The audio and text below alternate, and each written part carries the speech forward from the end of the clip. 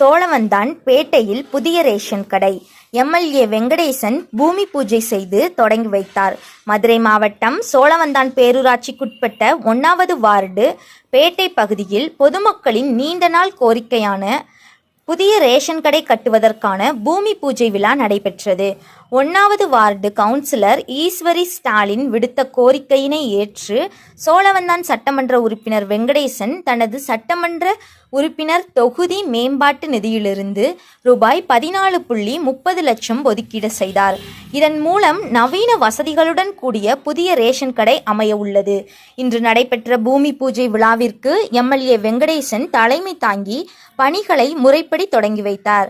இந்த நிகழ்ச்சியில் பேரூராட்சி சேர்மன் ஜெயராமன், திமுக நகர செயலாளர் சத்யபிரகாஷ், நகர துணை செயலாளர் ஸ்டாலின், திமுக பொதுக்குழு உறுப்பினர் கிரி, மேலும் பேரூராட்சி செயல் அலுவலர் செல்வகுமார், ஒன்றிய கிளை மற்றும் பேரூர் கழக நிர்வாகிகள் என பலர் கலந்து கொண்டனர்.